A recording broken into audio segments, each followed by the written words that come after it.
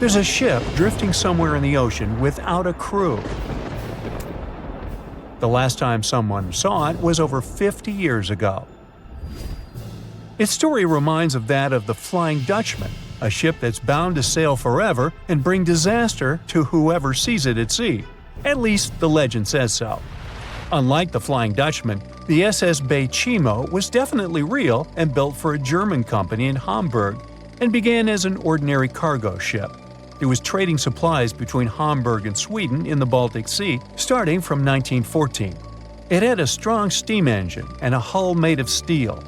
A few years later, it became British property. Then, in the 1920s, a Canadian company purchased it for around $18,000, a huge amount of money back then. The new owner, the Hudson's Bay Company, was actively using the ship for several years. They would often send it on voyages from its home port in Scotland to Siberia, Alaska, the Yukon, and the Northwest Territories.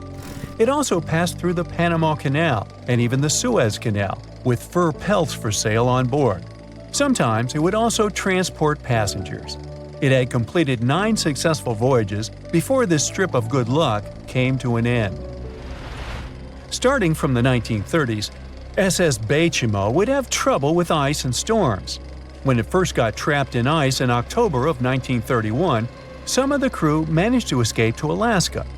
15 of 22 sailors decided to stay with their vessel and try to save it. They had furs and other valuable cargo worth around $58,000 aboard. The company sent them supplies to survive the winter.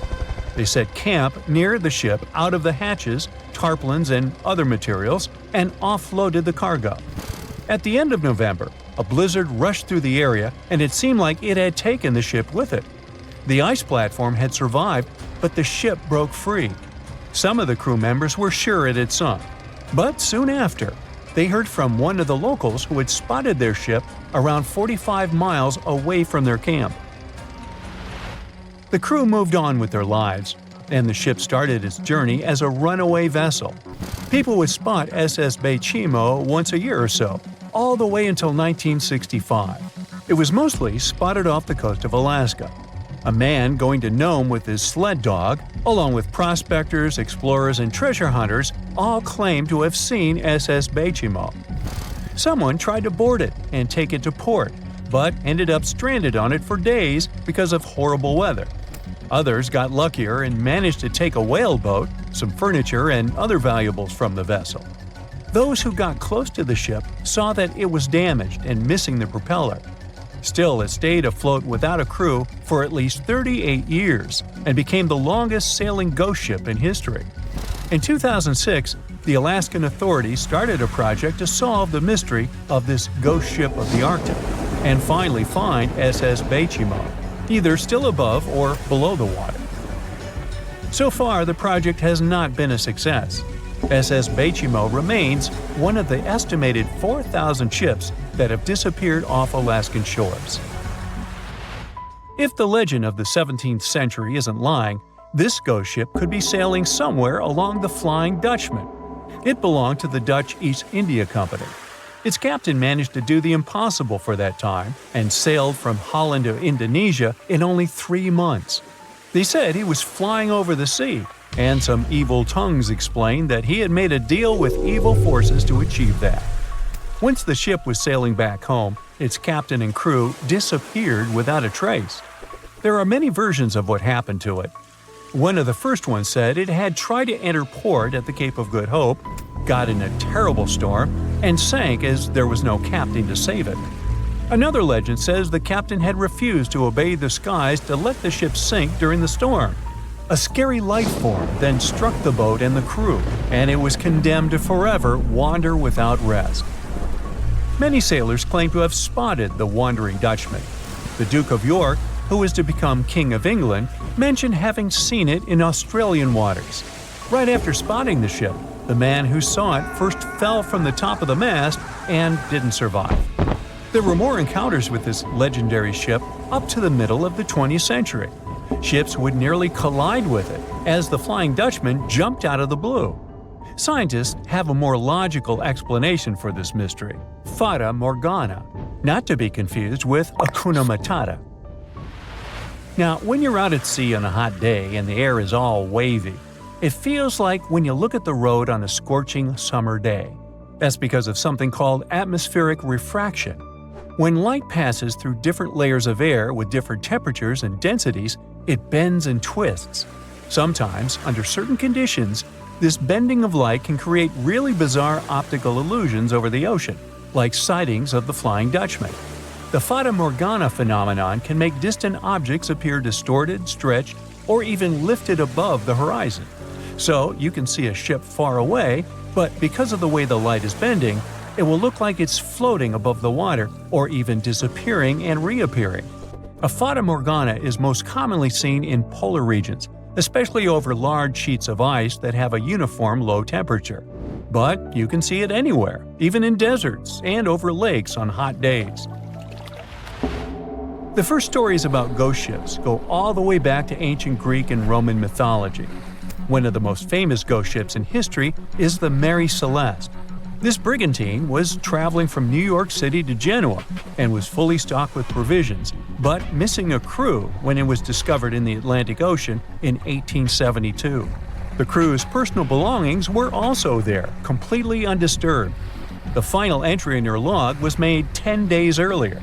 We still don't know what happened to its crew, and the ship has inspired many spooky stories and legends.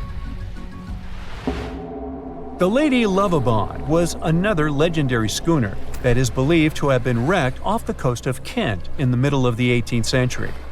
The story tells that the ship's captain, Simon Reed, had just got married and took his bride on board for a celebratory cruise, despite the superstition that it could bring bad luck.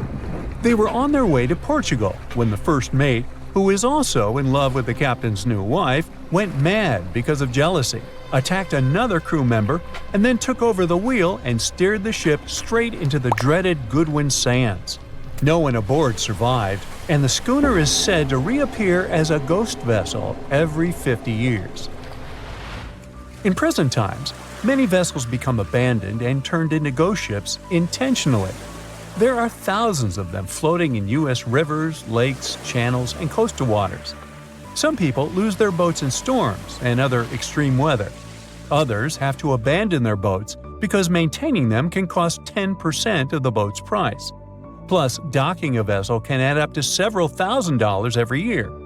Most boats have been made of fiberglass, so an owner can't just recycle them as scrap metal. So, once they want to get rid of it, they often tie it to a dock and sneak away, or leave it floating far away from the shore, or just try to sink it. When ghost ships sink in shallow waters, they can cause damage to coral reefs, mangroves, marshlands, oyster habitats, and wetlands. Plus, they can collide with unsuspecting regular ships and cause real trouble. So, don't do that. Enough said. They say nothing is ever lost, and it's true. Let's discover ships frozen in time. The first one is truly fascinating. Here, the Antikythera shipwreck. It's a Greek trading ship from the 1st century BCE. It's located on the east side of the Greek island of Antikythera and at the merging point of the Aegean and Mediterranean seas. Around 2,000 years later, in 1900, a group of Greek sponge divers discovered the wreck. They were going to Tunisia, yet they were forced to find shelter from a storm on a nearby island. Since they couldn't go anywhere due to the storm, they decided to look for sponges until the weather got calmer. One of the divers discovered the shipwreck at depths of around 130 feet. Imagine someone going for a sponge hunt, but getting out to the surface with archaeological treasures. The captain of the sponge boat talked to the Greek officials about what they had found. The officials sent 2 ships to the wreckage. The salvage operation was successful, and discoveries are now in Greece's National Archaeological Museum in Athens. The findings included 3 life-sized marble horses, jewelry, coins, and hundreds of works of art, including a 7-foot-tall Colossus statue of Hercules. Among these treasures, Antikythera ephebe, a bronze statue of a young man, caught more attention. Because the ephebe doesn't comply with any familiar iconographic model, and there are no known copies of his type, he held a spherical object in his hand. Scholars have different theories of who that person could be, but they are not in a consensus yet. More than 70 years later, Jacques-Yves Cousteau and his team went to the area and recovered hundreds more artifacts and the remains of 4 people. Interestingly, they discovered a complex set of interlocking gears capable of predicting the movement of the Sun, Moon, and several planets. The mechanism can also show the times of solar and lunar eclipses years into the future. Think of this Antikythera mechanism as an early computer calendar, to plan significant events like agricultural activities, religious rituals, and Olympic Games. These artifacts found in the Antikythera wreckage are some of the most important findings in modern archaeology. Just the Antikythera mechanism itself has changed our perception of the limits of ancient technology. The mechanism has a sophisticated design and was made over 1,000 years ago. After all these amazing discoveries, experts believe that the wreckage site has remained largely unexplored and is mostly because of its location and the landscape of the seafloor on which the ship rests. The wreck is too deep for scuba divers but too shallow to use something like a submersible. A survey made on the seafloor in 2012 showed evidence of a second wreck about 800 feet to the south. It's clear that this area has a lot to offer humanity. What would happen if those sponge hunters didn't go to the area? Scientists found a shipwreck in Antarctica at the bottom of the Weddell Sea 107 years after it sank. The name of the ship was Endurance, and it was the lost vessel of Antarctic explorer Sir Ernest Shackleton. Scientists who laid eyes on it decades later say it is among the greatest undiscovered shipwrecks ever. That is why they filmed the whole discovery. The video shows the remains of the Endurance and proves it is still in remarkable condition. It has been sitting in 10,000 feet of water for over a century, yet it looks like it sank very recently. So the story goes like this. The ship was crushed by ice and sank in 1915. Shackleton and his crewmates had to escape by themselves in small lifeboats. From then on, it was all about survival. Shackleton imagined to get his crew to safety. Then, the ship sank. Yes, this is a pretty impressive story. But why did scientists prize this ship? Firstly, Shackleton's Imperial Trans-Antarctic Expedition sailed to make the first land crossing of Antarctica. Yes, the crew was trapped in ice, but the intention was important. Secondly, it's about the challenge itself of finding the shipwreck. The Weddell Sea is almost always covered in thick sea ice. The same ice that made the Endurance sink. Getting near the presumed sinking location is super hard, let alone being able to conduct research. Experts of the modern expedition team foresaw the time when the lowest extent of Antarctic sea ice would come using satellite images. They realized that the weather was in their favor to start an expedition. Dr. John Shears said that they have successfully completed the world's most difficult shipwreck search, fighting against constantly shifting sea ice, blizzards, and temperatures decreasing to -0.4 degrees Fahrenheit. Yeesh, I can't imagine the worst conditions in Antarctica if these conditions are in their favor.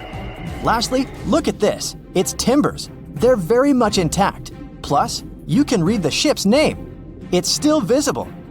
Marine archaeologist Menson Bound says that this is the finest wooden shipwreck he has ever discovered. He has 50 years of career experience, so I believe the guy. So how come the wood is not rotten? Dr. Michelle Taylor, a deep-sea polar biologist, said that there has been little wood deterioration because the wood-munching animals are not in this forest-free region of Antarctica. Workers of a coal mine in East Serbia discovered 3 shipwrecks that had been there for at least 1,300 years. The largest shipwreck is an ancient Roman fleet. It's around 50 feet long with a flat bottom. It's estimated that the ship could carry a crew of 30 to 35 people. Looking at its hull, you can see the marks of repairs. Wow, this one had a lengthy career. It gives us insight into more than 1,000 years ago. The 2 smaller vessels, on the other hand, match descriptions of boats used by Slavic groups to attack the Roman frontier. These 2 have been discovered under mud and clay in an ancient riverbed. Apparently, in those times, there was a Roman base in a place called Viminacium City. Interestingly, Viminacium was a provincial capital with an estimated 40,000 inhabitants in the 4th century CE. For comparison, it was even larger than Pompeii. The Kostelach coal mine is a center of hidden gems. Archaeologists had found evidence of ancient human and animal activity here before. For instance, in 2012, experts found bones of at least 5 woolly mammoths, which went extinct about 10,000 years ago. Canadian archaeologists found a ship 150 years after it went missing in the Canadian Arctic waters. This merchant ship is called HMS Investigator. It was purchased in 1848 to search for the explorer Sir John Franklin's ship that got lost in the Northwest Passage expedition. So, HMS Investigator left Britain in 1850 for this rescue operation. The expedition crew, captained by Robert McClure, sailed the Investigator into the water. He realized that he was in the final leg of the Northwest Passage, the sea route across North America.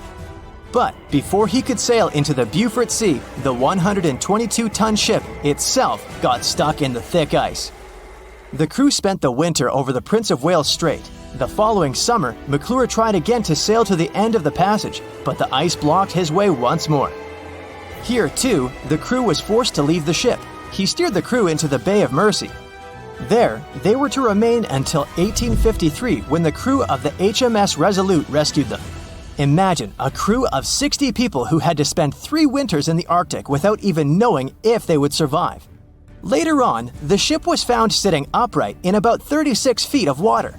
It was in very good condition. Arctic water has prevented the outer deck of the vessel from deteriorating quickly. The outline of the ship and its timber can be clearly seen. Plus, archaeologists have uncovered artifacts on land left by the sailors. They had unloaded everything before abandoning the Investigator. 3 sailor graves and 1 British naval shipwreck had also been discovered in the area. I wonder what else they could find there. Wow, it's the only place where 1 minute you're learning 17 natural ways how to get rid of houseflies, and the next, you're taking an epic journey straight into a black hole. More than 10 billion, with a B, views in total. That's 47 billion minutes watched, or more than 70,000 years. That's all the way back to the Ice Age. No, I wasn't around then. 40,000 videos, hundreds of topics, and most importantly you, a whole 44 million of you. Our viewers. We could populate an entire country if we wanted to. We'd like to continue helping you learn and giving you useful skill improvement tips. Got a thirst for knowledge? We've prepared 4 masterclasses on creating a 2D character animation from scratch, 10 hours of video lessons, practical tasks using professional software, and additional materials that you can use with your own projects. Get the full course now and create your own animated masterpiece. A Portuguese archaeologist just discovered a bunch of sunken ships filled with gold, including a Spanish galleon with 22 tons of gold and silver. This much gold today is worth about $2 billion, and this is the money from one ship alone. Archaeologist Alexandre Monteiro made this discovery almost by accident. He was studying some documents when he found some information about a ship that went missing in 1615, and he decided he wanted to find it. After many years, Alexandre found not just this specific ship, he actually discovered 8,620 shipwrecks in the waters of Portugal alone.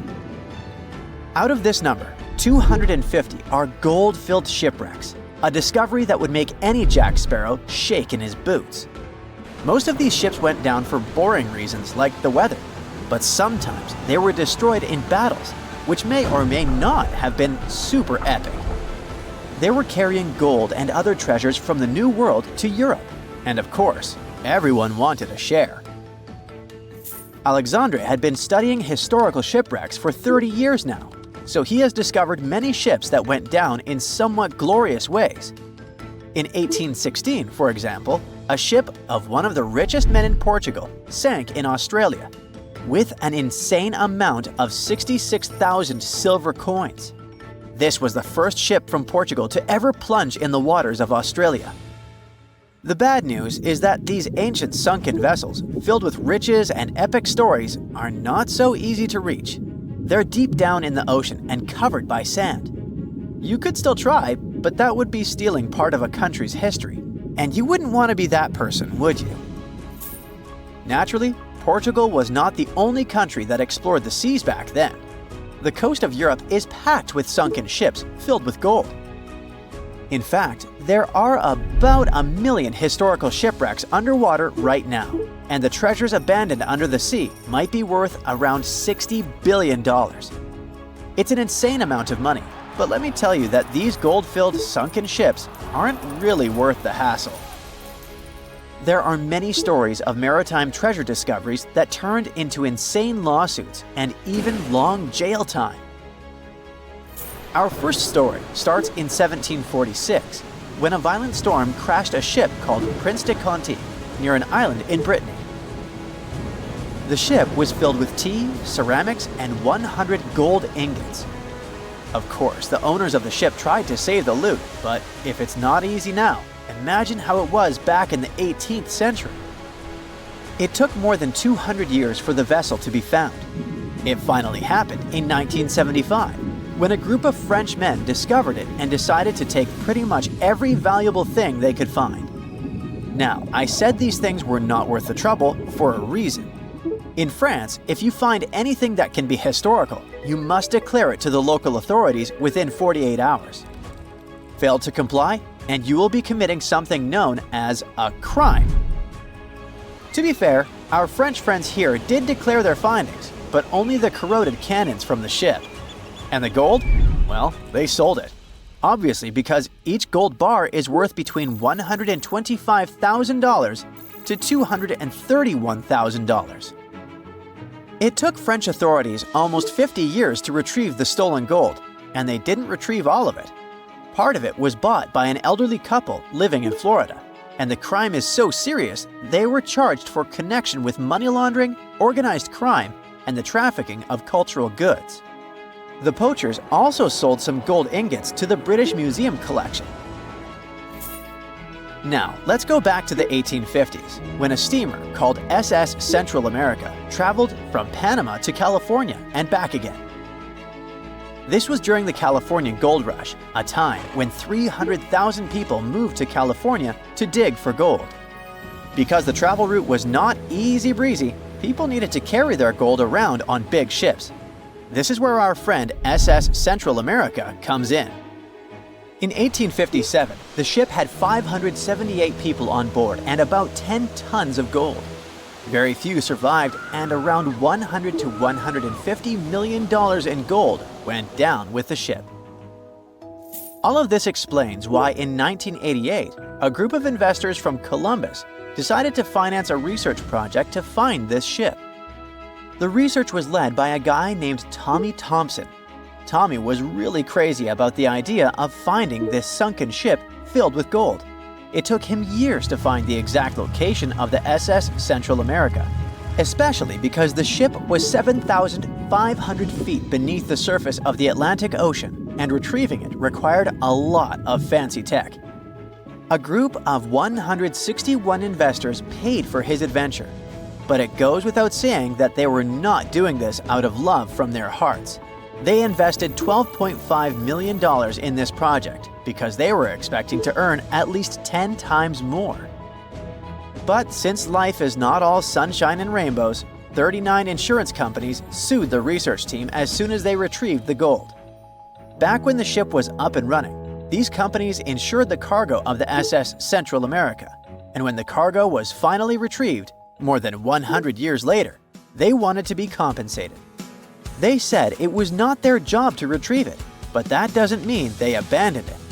This crazy talk didn't stick, and 92% of the gold was given to the research team.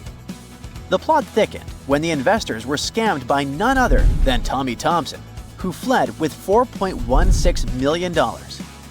He also had 500 gold coins, but he's not telling a soul where they are. Nonsense like this is the reason why most countries have rules to protect cultural properties. And yes, sometimes shipwrecks can be a cultural property. Obviously, there are many maritime treasure discoveries that happen without breaking any laws. The SS City of Cairo, for example, was a steamship that submerged in 1929 with 2,000 boxes of silver coins weighing 122 tons. A company called Deep Ocean Search retrieved the coins from a depth of 17,000 feet, which is 4,500 feet lower than the Titanic. 34 million pounds went to the UK Treasury, and the Deep Ocean Search also got a share. The good news here is that some of the coins can be bought by collectors, legally. Paying for a treasure is probably the closest you can get to an underwater archaeology find. I know, all I did was destroy your piracy dreams. But while raiding gold-filled shipwrecks may be a crime in most countries, or just financially impossible for us mere mortals, not all hope is lost. There is about $771 trillion worth of gold lying on the ocean floor, and it doesn't have an owner. It's like an underwater gold mine, except the gold is in the water. You know how the water of the ocean is salty? Well, the gold gets mixed with the minerals in the water, so it's not like you stumble upon a gold nugget on the beach. Each liter of ocean water has 13 billionths of a gram of gold, and it's very difficult to extract such tiny particles of gold from the water. But that doesn't mean people haven't tried, and of course, there's been a scam here too. In the 1890s, a guy claimed he had invented a thing that would suck gold from the seawater. When he got enough money, he fled the country with the cash. If you really want to get some gold, you could try to extract it from the Earth's core, which has 1.6 quadrillion tons of gold. There's 16 times more gold in the Earth's core than what humans have mined in the whole of history. No hoax involved here, because nobody has dared to go down there yet. With archaeologists discovering gold-filled sunken ships out and about, maybe we can make our own maritime treasure discoveries, or at least save enough money to buy some silver coins. If I asked you to name the most famous shipwreck of all time, you'd go with the Titanic, right? The Atlantic Ocean, the hope for new life, heartbreaking love stories. It had it all to become a blockbuster. But I guess you've never heard of SS Princess Alice that submerged in the sewage of the River Thames, taking between 600 and 700 lives with it. Life in 19th century Victorian London wasn't easy, especially for working class folks. Affordable public transport and bank holidays made it a bit easier. The people could escape to the coast on a train or pleasure boat, even if it was just for a day. Sheerness on the Isle of Sheppey in Kent started as a fort under Henry VIII and then grew into a bustling town with a dockyard. When they added a railway station in 1863, it became a prime destination for day trippers and holidaymakers. Seaside promenades, charming piers, and a whole bunch of fun stuff to do by the sea. It had it all. A bit inland along the River Thames, you had the Rocherville Gardens. These gardens had archery lawns, bowls, mazes, lakes, cliff walks, and even a floral bazaar. Plus, there was an aviary, a bear pit, and a skeleton of a lost whale that had taken a wrong turn in the Thames. Londoners of the late 19th century could hop on a train or cruise along the Thames by boat, and both options were pretty popular. But on the 3rd of September, 1878, way more people than usual opted for the boat. They chose it over the railroad after a passenger train had collided with goods wagons in Kent, taking the lives of 5 people. The river felt like a safer way to go. One of the ships available for the trip was the SS Princess Alice. The paddle steamer was first launched in 1865 on the west coast of Scotland. Its original name was the Bute, and it was used as a ferry for the passengers of the Wemyss Bay Railway Company. A couple of years later, it was sold and renamed after Queen Victoria's 3rd child. Then, it was sold again and got the nickname the Shah's Boat, as it transported the Shah of Persia up the Thames to Greenwich in 1873. The ship had gone through several alterations in its lifetime. It got new boilers and watertight bulkheads. The Board of Trade had inspected it and marked it safe. In the year of its final voyage, it was officially allowed to carry up to 936 passengers between London and Gravesend in calm water. On the day of the tragedy, Princess Alice was on what was called a moonlight trip downstream from Swan Pier near London Bridge to Sheerness, Kent and back. The trip wasn't expensive, so most of the passengers were from the working class. There was also a musical band aboard to keep the spirits up. The 3rd of September was a bright day, and many families were happy they could catch some final summer sun rays and enjoy fresh sea air. The then owner of the ship, the London Steamboat Company, had several vessels working on the route. The passengers were free to hop on and off different ships. At around 6:30 p.m., after a beautiful day in the open, the SS Princess Alice headed back to Swan Pier. No one kept official lists of passengers, so we'll never know exactly how many people were on board that evening. But they say the steamer was close to its full capacity.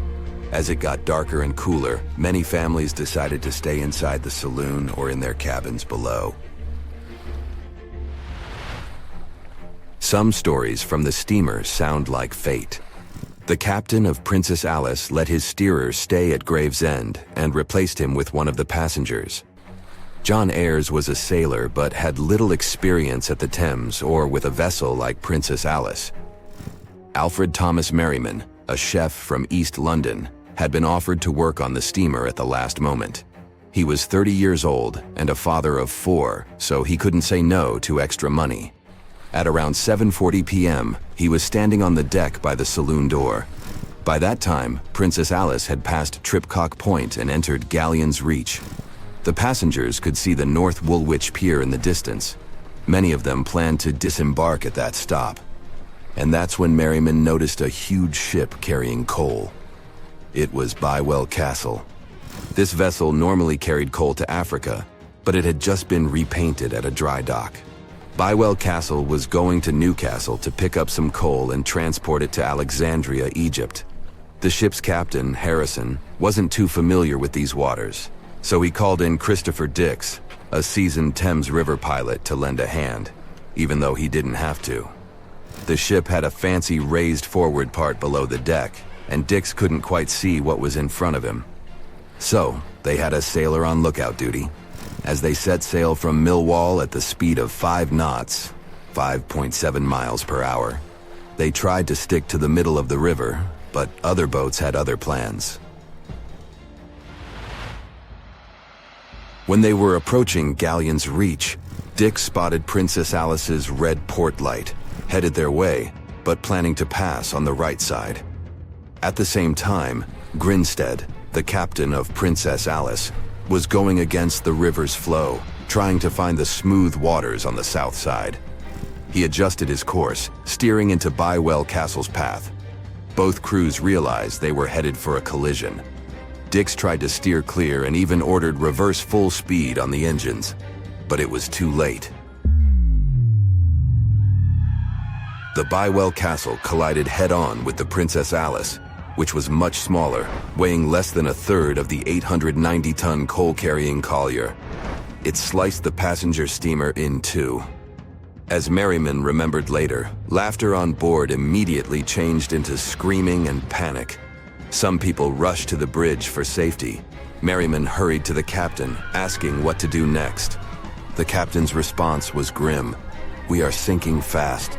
Do your best." The ends of the steamer went high into the air, and the middle just sank, taking passengers with it. Those unfortunate ones who were below deck were tragically trapped. The impact caused tons of untreated sewage to gush from outlets near the collision site. The water became a frothy mess of unprocessed waste with a horrible odor. It was potent enough to make even the most resilient sailors retch. Amid the chaos, passengers struggled for life in the contaminated water. They inhaled lungfuls of hazardous waste without knowing. The crew aboard the Bywell Castle sprang into action. They dropped ropes from their deck, urging Princess Alice's passengers to climb aboard. Anything that could float, from planks to barrels, was tossed into the water to serve as flotation devices for those in need. Other members of their team launched a lifeboat, saving 14 people. Nearby boats, moored along the riverbanks, joined the mission, plucking survivors from the water.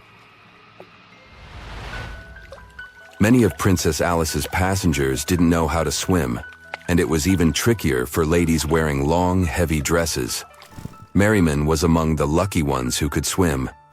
He first held on to a piece of wreckage, and then, when others got to it, swam away and caught onto a rope hanging over the side of the Bywell Castle. They managed to save around 130 people this way.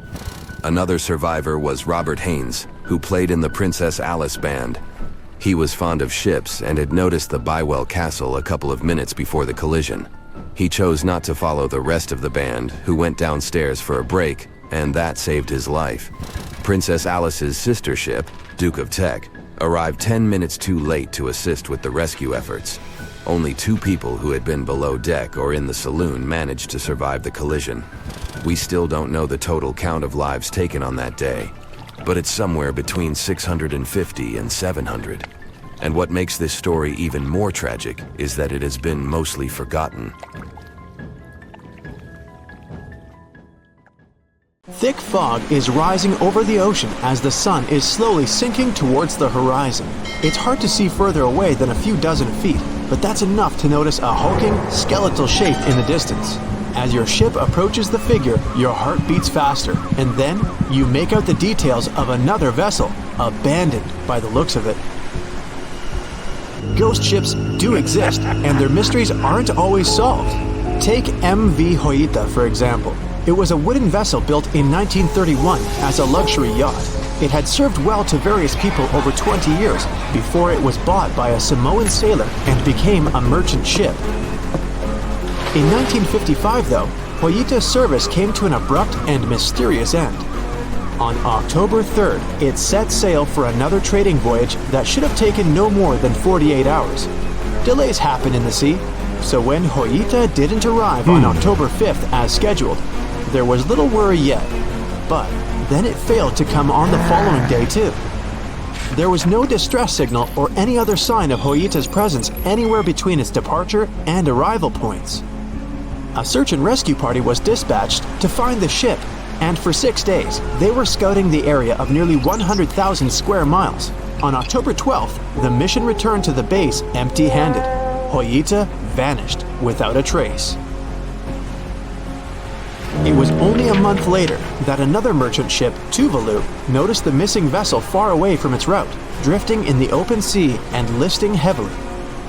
The sailors boarded the ship and found that all of its crew and passengers, 25 people total, were missing, along with all the cargo the vessel had been carrying.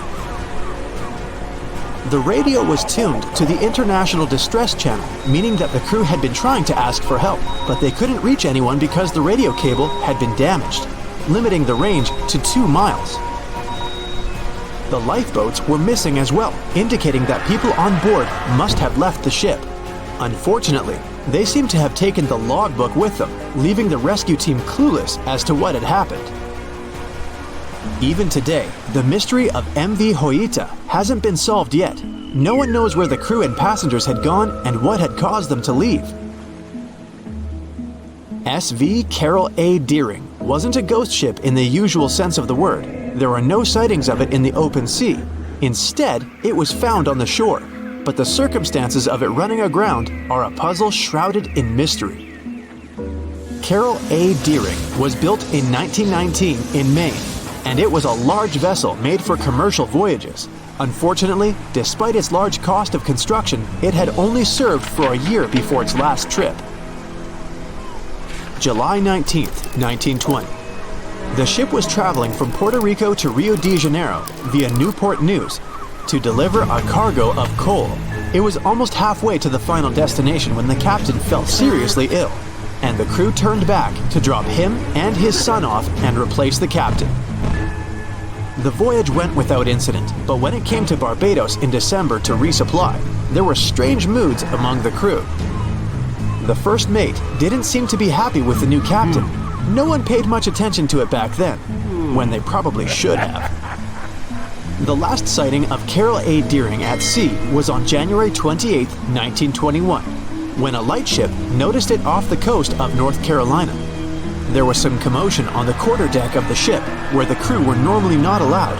Then, another vessel sighted it, but there was already no one on the decks. On January 31st, the merchant ship was found hard aground in the Diamond Shoals, a site notorious for numerous shipwrecks that had been occupying there for centuries. When the search and rescue party boarded the ship, they found it abandoned, the log and personal belongings of the crew gone, along with the 2 lifeboats. there is still no answer to what happened on board of Carol A. Deering that January. Although, the most popular version was mutiny. Maybe we'll never find out the truth though. SS Baychimo is perhaps one of the most notable ghost ships in history.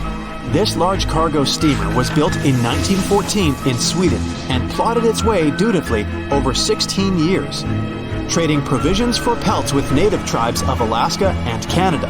But then, on October 1st, 1931, Baychimo got caught in pack ice. At first, it seemed the crew would be able to wait it out and continue on their route because the ship broke free in a couple of days. But in less than a week, it became caught again, this time for good.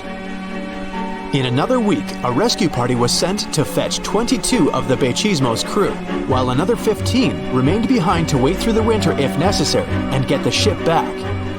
But a month later, after a powerful blizzard struck their camp, the sailors went out of their shelters only to find the ship gone. Luckily, a few days later, a native hunter told the Baychimo hadn't been lost yet. He'd seen it about 45 miles from where they had been stationed. They managed to track it down, but decided the ship wouldn't survive the winter. So they took the most valuable cargo from its hold and abandoned it. They were wrong though. SS Baychimo did survive that winter, and many more that followed. When the ice broke, it sailed away on its own, drifting listlessly along the shores of Canada and Alaska. There were numerous sightings of the ghost ship, sometimes adrift in the open sea, and at other times stuck in the pack ice again. People attempted to board and salvage it, but weather conditions or lack of equipment always prevented them. SS Baychimo was last sighted by native Alaskans in 1969, 38 years after its abandonment.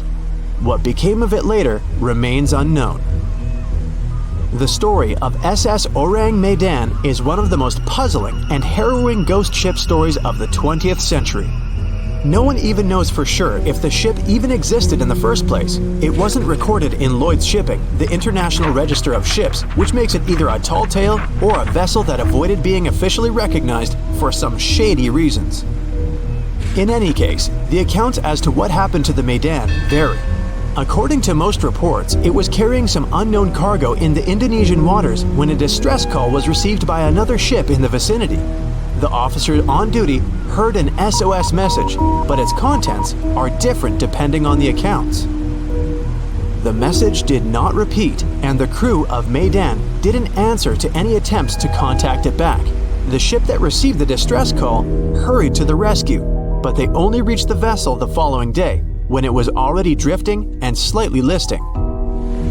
When the rescuers boarded the ship, they found that none of the crew had survived. However, one lifeboat was missing, which implied that there was at least one crew member who managed to escape. What happened to the rest of the people on board remains a mystery to this day. Still, there are no hard facts about this story, so we might never find out whether SS Ourang Medan was actually a ship and not a thing of fiction. SV Zebrina was a 3-mast sailing barge built in 1873 for river trade ships in South America. She served for well over 4 decades, proving to be a sturdy and reliable ship. It was later transferred to Europe, where it continued serving its purpose well. But then, in October 1917, Zebrina set sail on a regular voyage only to be found ashore several days later. Mysteriously, although the ship was perfectly intact, the entire crew of 5 and the captain were gone. There is no direct evidence or hard facts as to what really happened that day. The most convincing theory is that the crew were washed away from the deck because of an underwater explosion. And then the ship sailed ahead without them. But the truth, as always, remains unknown. They said it was the most technologically advanced ship. They said it was unsinkable. And when it sank, they made a movie about it. These were the main reasons why the Titanic disaster became world famous. But unfortunately, this is not the only large-scale shipwreck. And sadly, there have been cases much worse than the tragedy of the Titanic. One of them occurred on April 27, 1865. The Sultana steamboat carried passengers and cargo daily between St. Louis and New Orleans.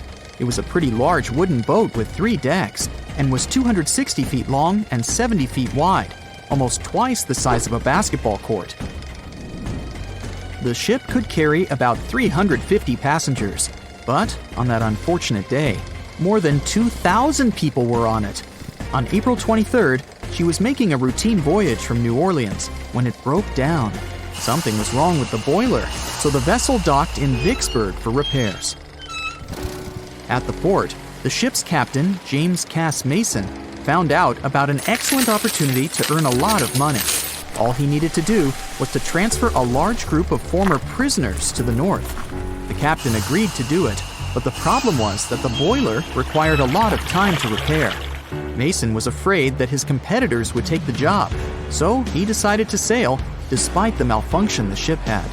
He patched up the holes in the boiler instead of a big repair and invited all the ex-prisoners on board. So, there was a broken boiler, an excess number of passengers, a lack of lifeboats, and not the best river conditions. Also, the captain refused to send the ex-prisoners to the hold, so they were all with ordinary passengers.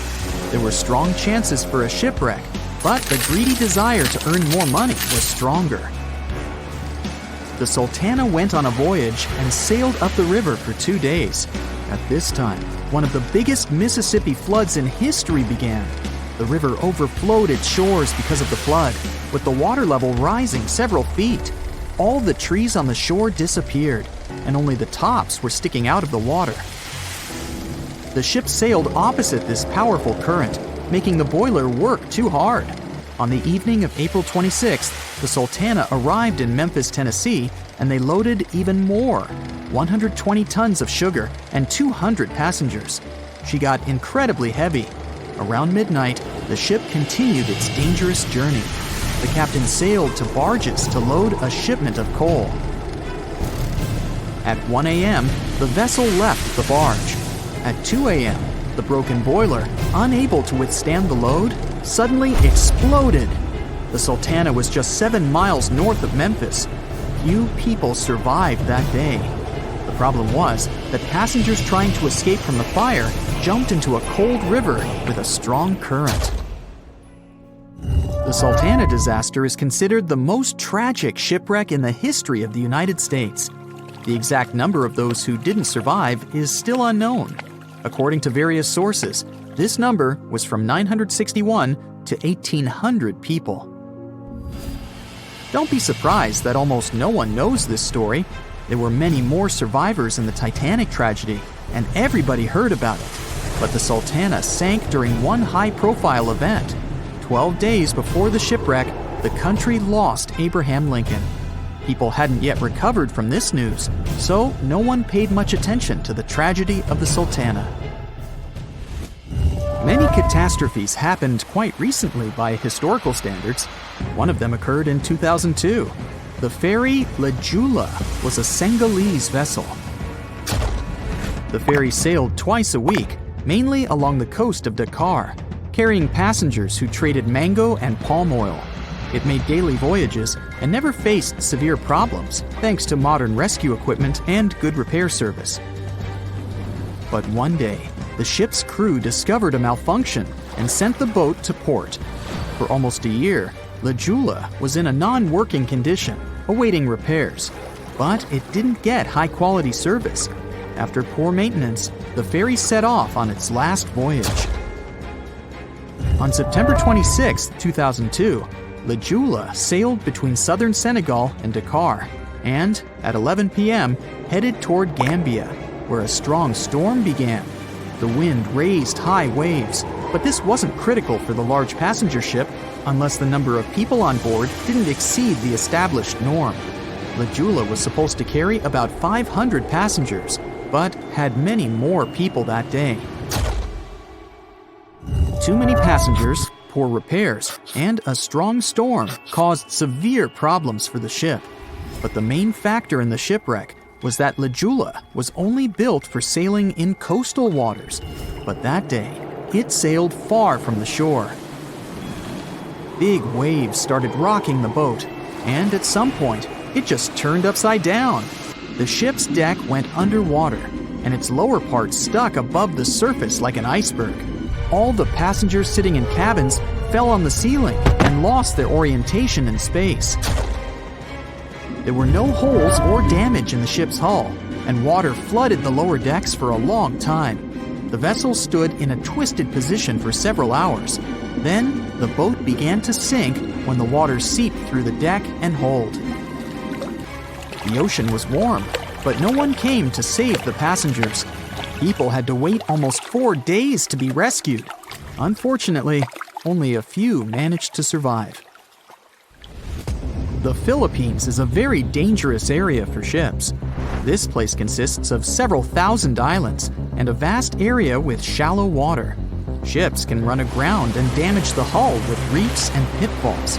On September 20th, 1987, one of the most terrible disasters in navigation history occurred there. A Philippine passenger ferry called Dona Paz left one of the islands and sailed toward Manila. The sun was shining, the ocean was calm, and the visibility was good. But for some reason, the crew members didn't notice how the tanker Vector was approaching them. The two ships collided at low speed. The collision wasn't strong, but the problem was that the Vector had tons of oil on board, and the Dona Paz crashed into the cargo hold where that oil was stored. So it spilled all over the ocean, and then a spark slipped through. Not only did the two ships catch fire, but also filled with water. Both ships sank in a matter of seconds. Only a few dozen people survived that disaster. On September 27, 1854, the passenger ship Arctic sailed from Liverpool to New York. The fog came rolling down, and visibility got really bad. Another boat appeared out of the thick white haze, the French steamer Vesta. The ships were close enough to each other that a collision was inevitable. The French vessel was smaller, so it seemed to the Arctic's captain that Vesta had received a lot of damage. And while he was staring at the other ship, his boat got quickly filled with water. The captain gave the order to sail to the shore as fast as possible, but the ship's engines stopped working because of the flood. Then the ship's crew started to lower lifeboats with women and kids. Still, when rescuers found lifeboats with people, it turned out that only 87 out of 400 people survived, 65 crew members and 22 passengers. Surprisingly, there were only grown men among them. The ship's captain survived by clinging to the wreckage. All newspapers wrote about this story as one of the most terrible and shameful tragedies in navigation history. The survivors were criticized because they didn't save women and kids, and the crew members were accused of violating the law, since the safety of passengers should be higher than the safety of sailors. But despite this, none of them were brought to responsibility. Unfortunately, shipwrecks still occur to this day, but fortunately, there are fewer of them than before, thanks to modern navigation systems and radar. But no technology can guarantee there won't be a super strong storm or any other emergency that no one can foresee.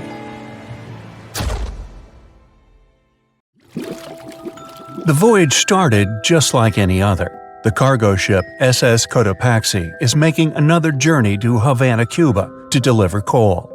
It's November 29, 1925. For Captain Meyer and his crew, leaving Charleston Port, South Carolina, it will be the last trip the ship ever makes. Its route ran through the Bermuda Triangle. 2 days into the trip, the Cotopaxi sent out a distress signal. It had got caught up in a strong tropical storm and turned over on its side. The wind was very strong and there was powerful lightning as well. Rain gradually filled the ship's hold. Then there was a bright white flash, and the ship disappeared without a trace. Later, its wreckage was found in the Gobi Desert, which is in a completely different part of the world. All 32 crew members, including the captain, were missing. Of course, the part about the Gobi Desert is fictional. For one of his movies, Steven Spielberg came up with the idea that the ship was moved there by aliens. Still, in real life, the ship was never found, and its crew really did disappear. It was officially declared missing a month afterward, and nobody could find the wreck. It seems like a classic case of mysterious things going on in the Bermuda Triangle. But most mysteries are solved sooner or later. In 2020, the Cotopaxi was found. A man named Michael Barnett had moved to Florida to study shipwrecks off the coast. One wreck in particular really caught his attention. It was much larger than the others, and the locals called it the Bear Wreck. It was about 40 miles from St. Augustine in northern Florida, but no one had ever managed to identify the rusty hull. So Michael started to do some detective work. He measured the size of the shipwreck and started working through all the information he could find. He researched hundreds of old newspapers, leafed through insurance records, and looked at artifacts found on the wreck. After hundreds of hours of hard work, Michael was sure it was the Cotopaxi. But a few years before, there had been a rumor that the same ship had been found off the coast of Cuba. The Coast Guard found the wreck of a cargo ship about the same size that looked a lot like the one lost in 1925. Michael was sure they were wrong, so he teamed up with some science journalists and kept investigating. Soon they discovered something that seemed to confirm Michael's belief.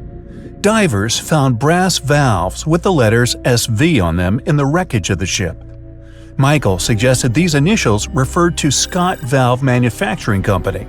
The headquarters of this company was in Michigan, not far from where the Cotopaxi had been built. The company had probably supplied parts for the Cotopaxi. So the puzzle seemed to be solved. The Bear Wreck was really the missing cargo ship. But Michael still needed to work out why the ship had sunk. Did something mysterious really happen to the Cotopaxi in the Bermuda Triangle? Later, Michael found the testimony of the ship's carpenter among some old papers. The carpenter claimed that the hatches covering the coal on the ship had been in a terrible condition before it sank. Repair work on the covers wasn't finished before the crew got the order to sail to Cuba. So if the hatch covers were still broken during the trip, water could have easily gotten on board. This water probably flooded the hold during the tropical storm. This was the real reason why the Cotopaxi went down. There was really nothing mysterious about it. It was just a mistake made by ordinary people. But this is just one example out of dozens, or even hundreds, where ships and planes have gone missing in the Bermuda Triangle. We still can't explain some of these incidents. It seems like there really is something weird going on there. One of these strange events happened in 1948. A passenger jet was headed for Miami from San Juan, Puerto Rico. It disappeared in the same area as the Cotopaxi. The 32 people on board vanished without a trace. The weather was clear throughout the flight, but experts think that when the plane was about 50 miles from the coast, it could have been hit by a strong wind that knocked it off course. Years later, a similar plane was found in the area of the Bermuda Triangle, but because no one could work out the registration, it was impossible to say for sure if it was the same one. Something even stranger occurred not long before, in 1945.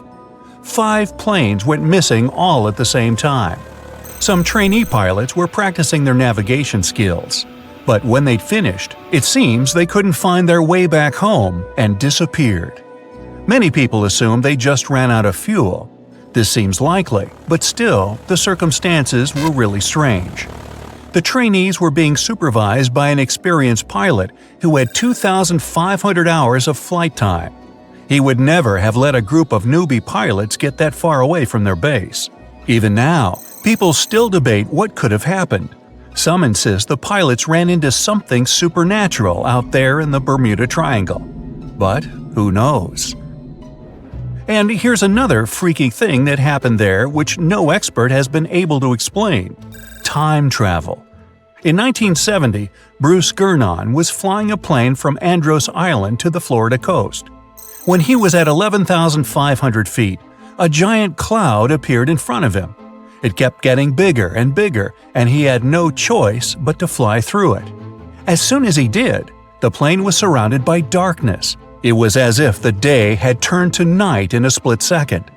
Suddenly, Bruce began to see white flashes of light around him. They were so bright that they lit up the entire sky. But they weren't lightning bolts, although he couldn't really explain what they were. The plane continued through the strange cloud for almost a half an hour. Bruce noticed that the cloud changed shape during this time. The space around the plane turned into a tunnel. Then the tunnel started narrowing. Bruce became really tense as he tried to cope with the plane's controls. All his instruments and navigation equipment were going crazy, and the electronics stopped working. Then, a white light appeared at the end of the tunnel. Just like in the movies, the plane escaped the closing cloud tunnel at the very last second. Everything was fine, but now Bruce found himself in some white fog. He had no idea where he was. Then he managed to contact ground control. He was shocked when he learned that his plane was already in the airspace above Miami. It seemed that something impossible had happened. Bruce was meant to cover a distance of about 250 miles during the flight. This usually took 1.5 hours, but he had managed it in just 47 minutes, almost 2 times faster than normal. When Bruce landed, he went to check the amount of fuel left in the tank. It turned out he'd used up a lot less than the normal amount of fuel as well. Could there be a logical explanation for the time-traveling plane?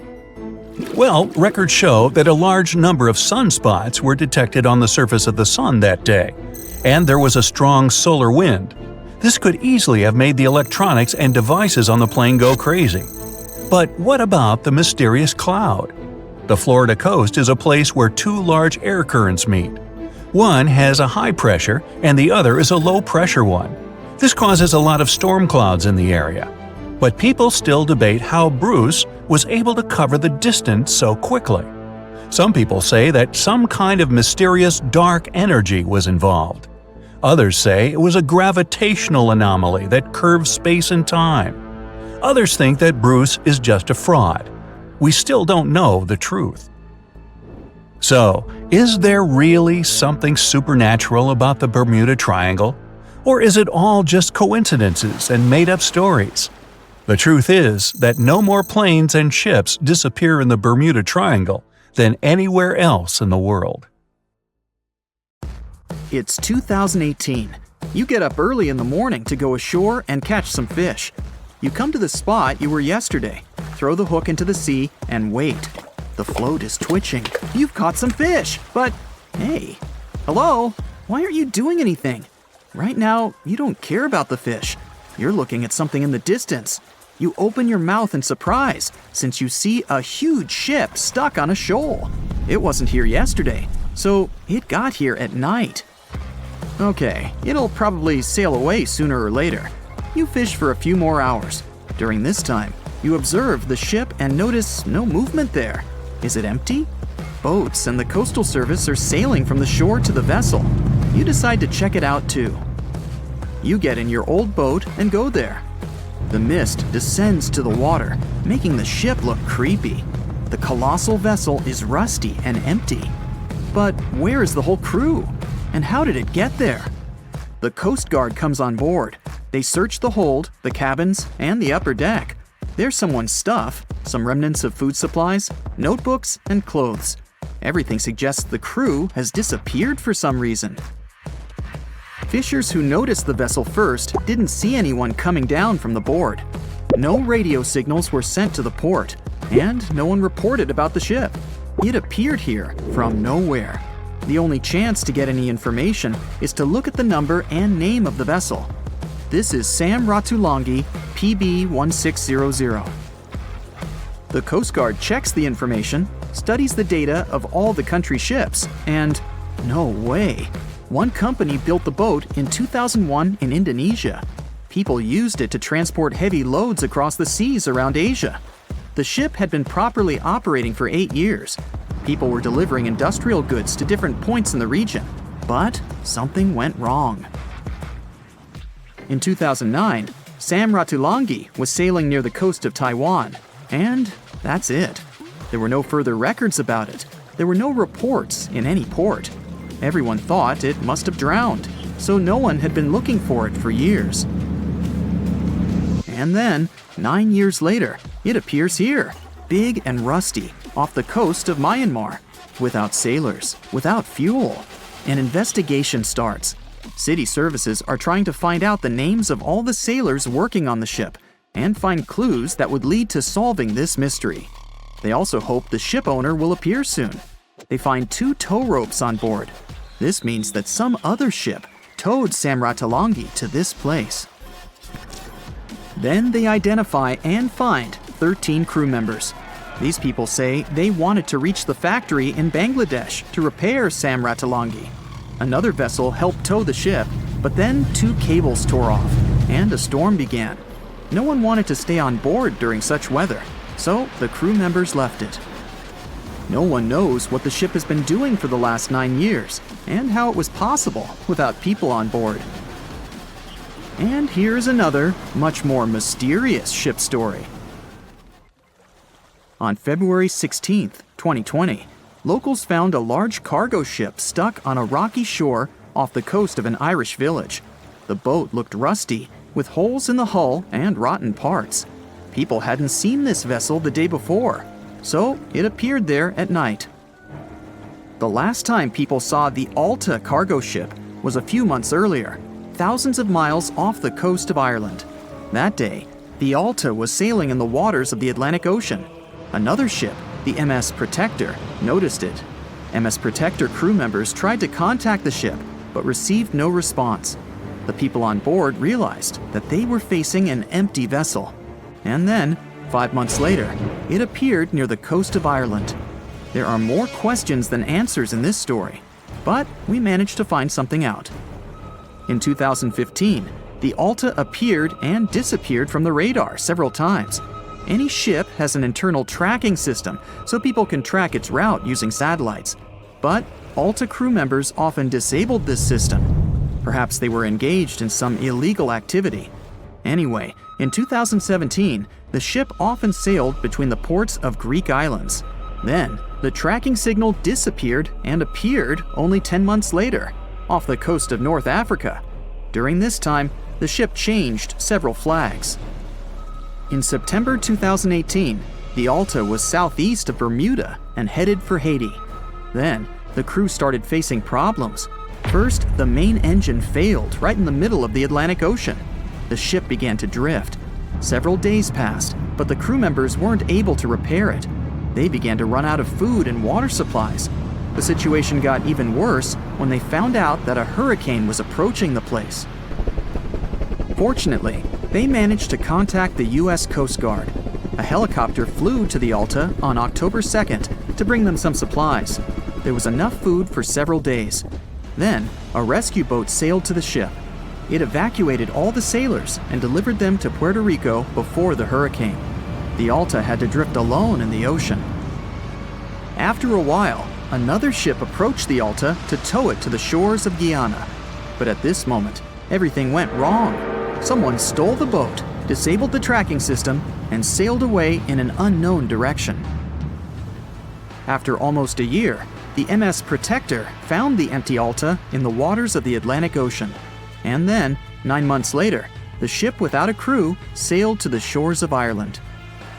How did it manage to travel across the Atlantic and get to the coast of Ireland? It's still a mystery. Maybe it was just luck. No one else saw the ship all this time. It was just covering huge distances, surviving storms. Who's the captain? What happened to the thieves? Who owns the ship now? One day, someone called the village administration and introduced themselves as the vessel owner. But that unknown person didn't provide any evidence. They found several barrels of oil on the ship, which they took away by helicopter. The Alta was rusting. Corrosion of metal could damage the environment. The vessel had no commercial value, yet it would have taken millions to get rid of it. There were 3 options for what to do: leave the ship where it was, tow it into the sea and let it sink, or disassemble it for scrap. But nature had its own plans. Storms and strong waves split the hull into 2 parts. The Alta was drifting without a crew in the waters of the Atlantic Ocean for about 2 years. But this is nothing compared to a ship that was traveling for 38 years. The record belongs to the SS Baychimo. It was a merchant vessel owned by some trading company. In 1931, the ship found itself on the ice off the coast of Alaska. Its movement slowed down.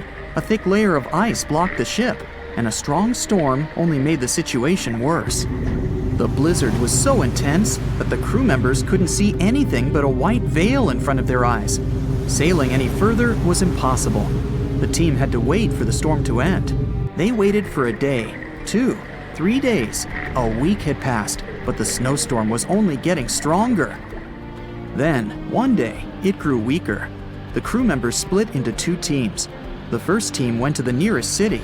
The second group, along with the captain, stayed on board. They set up camp next to the ship and waited for the blizzard, which had started again, to end. There was 0 visibility. And finally, one day, the storm was over. Great! And now, wait a minute. But where is the ship? The SS Baychimo just disappeared during the blizzard. The captain was sure that the ship had sunk, so he left along with the crew. Then, a week later, they saw the vessel drifting near the area where they had lost it. The hull was damaged so severely that it was unsafe to sail on it. Repairing the ship would be pointless and expensive, so the captain decided to abandon it.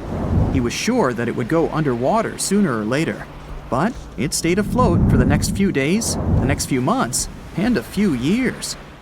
People had reported seeing it at various points along the coast of Alaska for 38 years. The last record of the SS Baychimo is dated 1969. Those who saw it claimed the ship was completely frozen, almost merged with the ice. Some people planned to start an expedition to find the ship, but all attempts were unsuccessful. The vessel is probably lying somewhere on the deep sea floor. Welcome to the Spirit of Discovery cruise ship, which will take you on an unforgettable sea voyage around the Canary Islands. The azure endless ocean, delicious food, the highest service, premium cabins, and a terrible nightmare that you will probably remember for the rest of your life. This is exactly how one luxury trip of the Saga Cruises Company ended last year. Instead of relaxing during the cruise, passengers felt fear and horror, and even had health problems. And that's why. On October 24th, the Spirit of Discovery liner started a 2-week cruise around the Canary Islands. There were about 1,500 people on board. About 1,000 were passengers, and the rest were crew members. The first week went great, but then the liner encountered a serious problem called nature. There were strong winds and big waves. The captain decided to return to the UK ahead of time, but the decision was made too late. The ship was caught in a severe storm in the Bay of Biscay. A powerful wind with a force of 11 points hit the vessel. To make it easier for you to understand, the 11-point wind is able to tear out trees together with roots, destroy residential buildings, and plunge entire cities into chaos. Such a storm is rare, but Spirit of Discovery was unlucky enough to get into its epicenter. 11 points is the penultimate place on the Beaufort scale, which determines the wind rating. The most powerful storm has 12 points, and this is a hurricane. The wind reached the speed of 65 miles per hour, which is about the same as the average speed of a car on a highway. Not only did it push the Spirit of Discovery, but it also raised huge waves 25 feet high. Just imagine a wall of water the height of a 3-story building collapsing on a lone ocean liner. At that moment, the captain sent a message to all the passengers through the cabin speakers so that no one left their place. And his voice sounded worried enough. All the passengers had to lie down and hold on tight. According to the witnesses' words, the ship remained caught in the storm for about 15 hours. They held on with all their might so as not to crash into the walls and floor. All this time, tables were flying around the ship, dishes were breaking, furniture was moving all over the cabins. The waves smashed windows, partitions, and doors. Some people were knocked down because they couldn't hold on for so long. The storm hurled the passengers from ceiling to floor, from wall to wall. The ship's crew turned the dining room into a medical area to provide assistance to those who had been hurt. Despite the difficult and terrible conditions, the ship's team did a great job. They regularly informed passengers about the current situation and tried to calm everyone down. There was no panic and chaos on board. When the storm finally ended, the ship continued its journey and finally reached land, where medics urgently evacuated 8 passengers to the hospital. One of them was never able to survive this storm. It's good the ship didn't meet a rogue wave during the storm. This is a natural phenomenon that can appear during a storm and even in still water. It's a giant wave with a height of 60 feet. Like a 6-story house, it collapses onto a ship with incredible speed and capsizes it. And then the wave suddenly disappears. This is no joke. A similar wave has been recorded in the Gulf Stream off of Charleston, South Carolina. It's scary to get in its way. Now, let's go back to the past to remember one of the most terrible maritime tragedies. No, we're not talking about the Titanic. We'll talk about the Greek liner Laconia, which set sail from the English port of Southampton on December 19, 1963, with more than 600 people on board. However, just 3 days later, a terrible tragedy happened to the ship in the boundless waters of the Atlantic. At 11 p.m., in the barbershop hall, an electrical malfunction occurred. The problem led to a fire, which quickly spread to other rooms. The crew couldn't cope with it, since the fire was spreading too fast. The ship's team turned on the fire alarm, but there was no command to leave the vessel. Only 2 hours later, the captain ordered the passengers to evacuate. All this time, people were either relaxing in their cabins or enjoying a party in the ballroom. The crew was probably trying to put out the fire without causing panic. However, when the situation became critical, the evacuation began. People panicked and ran to the lifeboats, but many didn't manage to get inside. One of them was John Morris. He survived this catastrophe and shared his memories of how he put his family in a lifeboat while he stayed on board the ship. He didn't even have a life jacket. Since there was nowhere to go, the ship's crew opened a bar so that people could relax a little. However, at that moment, boilers began to explode inside the ship, and it became clear the vessel wouldn't stay afloat for too long. John Morris decided to jump into the water right in his tuxedo. As soon as he was overboard, he grabbed onto a piece of wooden deck cargo and swam as far away from the ship as he could. The giant liner could sink at any moment, and when such a huge object goes down to the seabed, it forms a water funnel that pulls along everything around. Rescuers arrived at the scene sometime later. Fortunately, John Morris's pregnant wife and young son were alive, but his mother-in-law unfortunately didn't survive the disaster, like many other people that day. Of course, after this incident, the Greek Ministry of Merchant Marine initiated a thorough investigation. For 2 years, they collected information from passengers and the captain, studied the technical characteristics of the ship, and eventually came to certain conclusions. According to them, the ship's crew gave the evacuation order too late. Not all passengers were able to get into lifeboats, but half of those boats remained on board because of the chaos that prevailed during the evacuation. Several officers of the liner were accused of negligence, but the captain and his first mate received the most criticism. As for John Morris, he stated that he felt himself under protection that day. Another unusual story happened on a cruise ship relatively recently. Spoiler alert, the ship didn't sink, there was no evacuation, and the weather was good. However, for many passengers, this journey became a real challenge. Imagine that you've been working for a long time and saving up money to go on your dream trip on the Celebrity Mercury cruise ship in the Caribbean. You arrive in South Carolina, from where the ship begins its journey.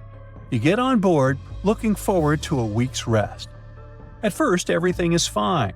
People are having fun, chefs are cooking delicious dishes, and beautiful daytime landscapes turn into night parties. But then suddenly, many passengers start throwing up. Someone is in a hurry to go to the toilet, and someone stays and vomits right in the halls. The cruise turns into chaos. More and more people feel terrible because of unknown poisoning. You also visited the restaurant and eaten seafood, but fortunately, the disease has avoided you, which can't be said for more than 400 other passengers. Almost every 1 in 4 people on board face gastrointestinal problems. There were almost 2,000 people, and a quarter of them are in bad condition. Crew members do endless cleaning. They wash the deck, give people nausea pills, and ask them not to leave the cabin till the illness passes. The captain sends several samples ashore to determine what caused the poisoning. Unfortunately, the cruise is already ruined, and all the passengers have unpleasant memories. So the company organizing the trip issues certificates that can be used on future cruises. It's not the most pleasant experience, but it's still better than nothing. Now, imagine if, instead of just feeling sick, people got infected with some kind of bacterium that would turn them into zombies. It would be much more exciting and scary. Now, do you think you could survive on such a ship full of zombies? And how would you do that? Tell me about it in the comments. The year was 1865. It was a boom of migration worldwide, with novel places discovered and new settlements created. Without planes like we have now, a ship was the only way to escape from the old life and journey towards a new, hopefully brighter future. So, a voyage like that was quite a regular thing to do. More than 500 immigrants safely reached Queensland, and the ship was supposed to head back to London sometime later. It was indeed a long journey, but not many people were willing to return to England. After all, they had chosen to come to Australia to create a brand new life. So it was only natural that the ship would come back nearly empty. However, the return trip was still quite lucrative, thanks to the cargo the ship would carry. The amount of produce ready to be shipped was substantial, primarily consisting of wool soaked in arsenic, tallow, and hides. It was 2 birds with 1 stone. Not only could the crew wait out the winter, warm in Australia, while England endured bitter cold, but they also wouldn't waste their time. With the sheer volume of produce to be loaded, it would take them around 3 months to accomplish this task. Reports were circulating that the Fiery Star was almost done loading up, but it turned out that the assessment was a bit too optimistic. To pass the time, Captain Ewell thought it would be a good idea to reach out to the Acclimatization Society and offer to help transport any animals they wanted to send to England on the Fiery Star. He already had some emus and kangaroos on board, but there was still room. The society held a vote, and they were totally on board, pun intended, with Captain Ewell's idea. They figured sending some taligalas would be a great plan. Even though a few of these birds were already in England, the French Society needed a couple, and they could get them shipped there through England. Little did the crew know that all this cargo, all the produce they were willing to sell in England, would ultimately lead to the ship's destruction. Not only was the Fiery Star lost, but most of the people on board did not survive to complete the voyage. March 23rd. That was the day when the ship manifest was finally published. A manifest is a list that details the cargo, passengers, and crew of a ship, plane, or vehicle, primarily for customs officials. This document helps those involved in the transport verify that everyone and everything that was loaded is still on board when the vehicle reaches its destination. Once it's published, it means the ship is almost ready to depart. There were 3 possible ways of passenger accommodation. First, there was the saloon, the antiquated name for first class. Next, there was the second cabin, which is, logically, second class. Finally, there was the steerage, the cheapest form of passenger accommodation on a ship. Back in the 19th and early 20th centuries, many people traveled from their homelands, often to North America and Australia, looking for a fresh start. Most of them were poor and had limited funds for travel. In total, there were 8 people in the saloon, another 8 in the second cabin, and only 21 steerage passengers.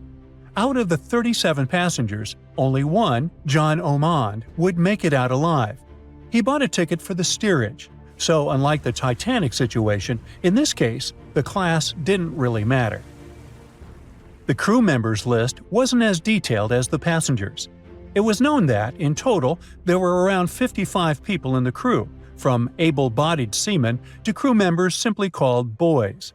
But there's something telling me that the crew wasn't really that important for the captain. In reality, all that mattered to him was to make as much money as possible, shipping tons of dangerous flammable cargo. Out of over 50 crew members, only 17 survived that voyage. But there was actually one more crew member who actually survived it all, just because they weren't let in. Sarah Johnson disguised herself as a man and planned to sneak onto the ship. However, something about her looks made the captain get suspicious, so he called the police and made Sarah leave the ship as he didn't want any immoral behavior to take place. Well, he saved her life. For him, it was the last voyage. The captain, W. Hunter Ewell, was quite a celebrity apparently. He already had a record of the safe landing of immigrants in the previous year, so there seemingly was no reason to worry. The trip promised to be safe. Clipper Fiery Star left Moreton Bay bound for London. The passengers took their places. The cargo had already been loaded. The full list is astonishing. In addition to all the wool, tallow, cotton, hides, and horns, there were also 6 cases of arrowroot and various other packages. And we can't forget the animals the captain took aboard too. The Fiery Star was far away, yet still observable to the east as it headed toward the Pacific Ocean. This was the last information available until May 26, when news of its destruction emerged from Brisbane. Chief Officer William Sargent's log reveals that the Fiery Star took 12 days to reach the southern tip of New Zealand, passing on April 11, 1865. The trip was going well until heavy seas ruined 2 longboats on April 17. On this day, a strong odor of smoke alerted the captain. When he checked, he found the lower hold completely filled with smoke from a fire fueled by the ship's flammable cargo. The hatches were quickly closed to try to contain the flames, but by the next day, the heat and toxic smoke had forced passengers out of their cabins. George Maber was one of the lucky survivors. He was the ship's engineer, and he recalled the chaotic events on April 20th, as Captain Ewell and most of the crew and passengers tried to evacuate in rough weather. At around 6 p.m., the ship took on water, and without much warning, Captain Ewell, 4 crew members, and a few female passengers hopped into a lifeboat and headed out. The next boat, managed by the second mate, Mr. Adio, was a gig, followed by a crowded jolly boat. Lastly, there was a waste boat, which was barely seaworthy, with 2 men constantly bailing water to keep it afloat. The plan was for the boats to stay close to the Fiery Star overnight and head for the Chatham Islands the next morning. But by dawn on April 21st, all 4 boats had vanished without a trace. On the burning ship, there were 17 crew members and passenger John Oman, who banded together under Chief Officer William Sargent's leadership. For 5 days and nights, George Maber pumped water on the fire without rest. He volunteered to go down the forehatch with a rope around him and a handkerchief over his mouth. He discovered that the foremast had been burned through for about 7 inches, and the port side was severely damaged, resembling an empty shell. Exhausted, he returned for fresh air, but later descended again with Quartermaster Marshall to access a water tank. They couldn't open the lid, and as George crawled over the hides, he felt himself sinking. When they reached the deck, they collapsed from exhaustion. The cargo had been destroyed by smoke and fire, and the heat on the deck was intolerable. The crew survived on limited rations and caged chickens, using every spare piece of wood, including pigsties, for the pumps. Distressed pigs ran wild in the heat. A raft was constructed, but was too weak for the open sea. Sleep was elusive, and the crew had lost everything, with only hopes of reaching land or meeting another ship. Finally, the Dauntless appeared and sent a lifeboat to the Fiery Star. Captain Moore boarded the Fiery Star on May 12th, and after assessing the situation, he agreed that the crew could do no more. They boarded the Dauntless at 4 p.m., witnessing the Fiery Star succumb to flames by 11:30 p.m. It was a narrow escape. There's a stretch of water that even the most experienced explorers fear. No matter what season you choose to cross it in, you risk meeting face-to-face with waves that can reach as tall as the Hollywood sign. I'm talking about the Drake Passage, the waterway connecting the Pacific Ocean to the Atlantic Ocean. stretching from Cape Horn at South America's southernmost tip to Antarctica's South Shetland Islands. It's about as wide as the distance from London to Berlin and takes up to 48 hours to cross.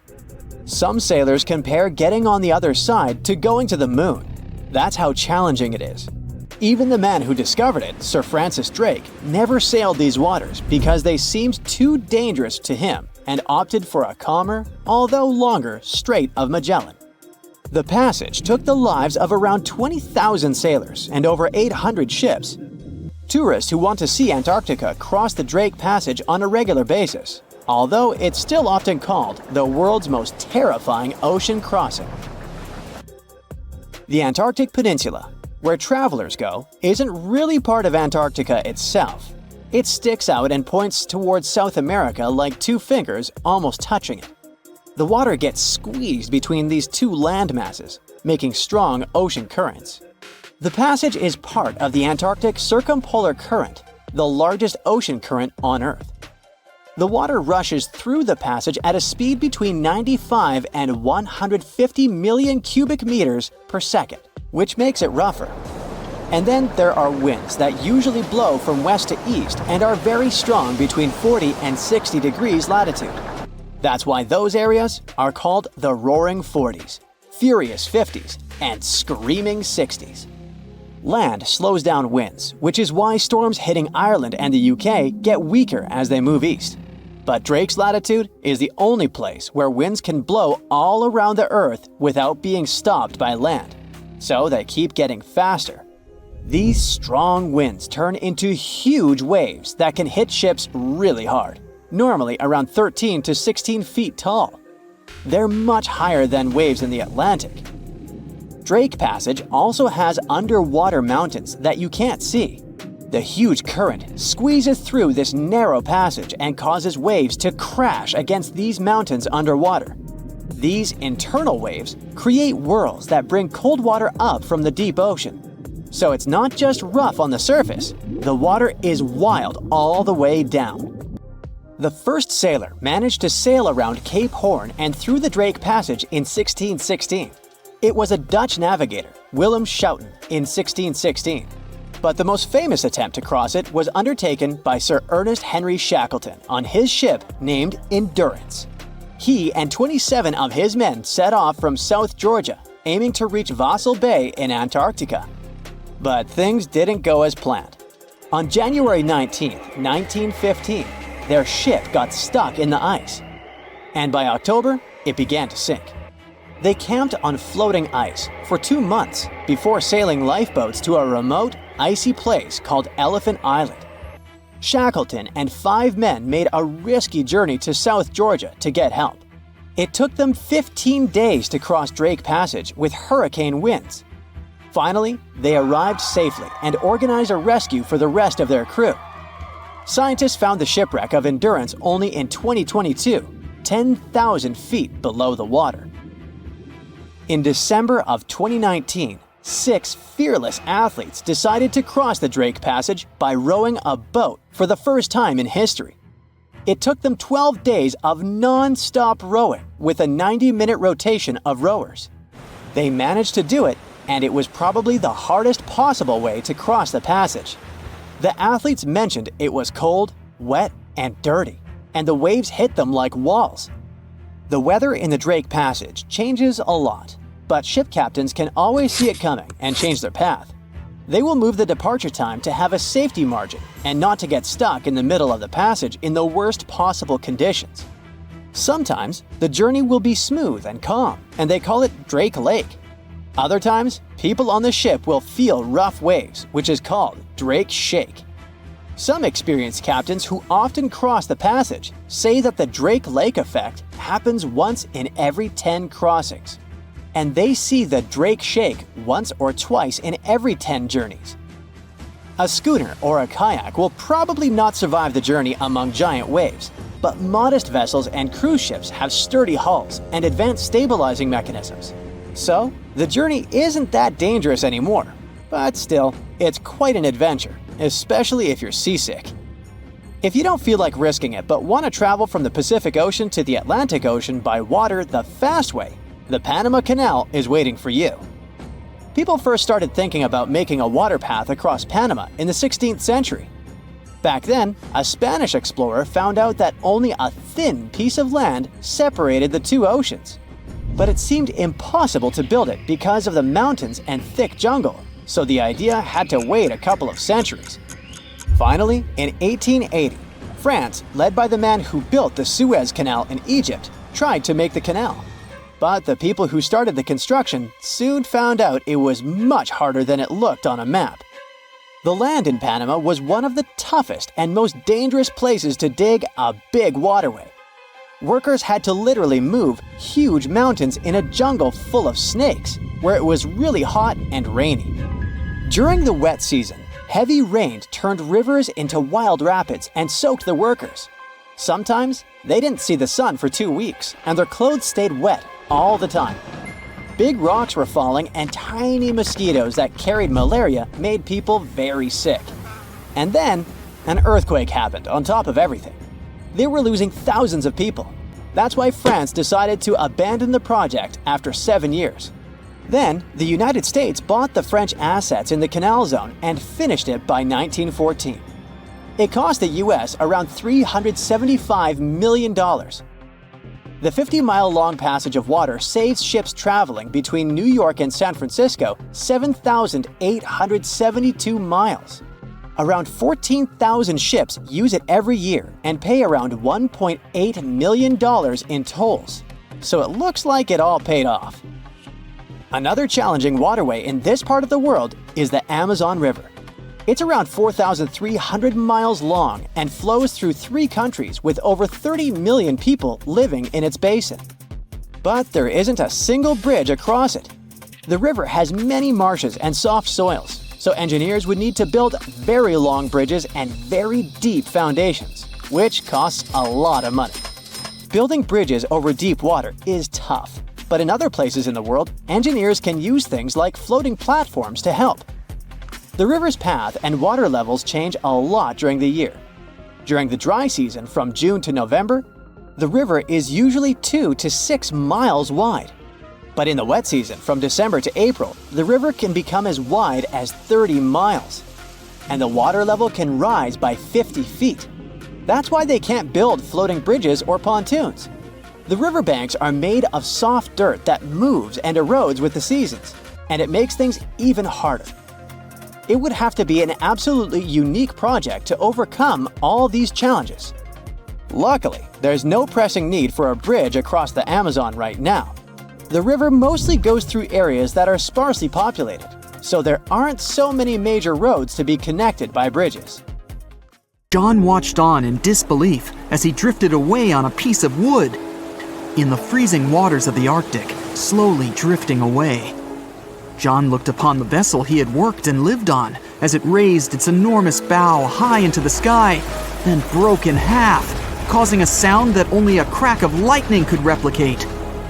Distraught and dumbstruck, believing that he and he alone knew the dark truth behind the demise of the unsinkable ship, the Titanic. 5 days earlier, as the Titanic set sail on its maiden voyage, John worked hard alongside his mates in the coal bunker, stocking up the coal to feed the Titanic's mighty furnace. They had stocked and stored more than John had ever witnessed on any other ship he'd worked on.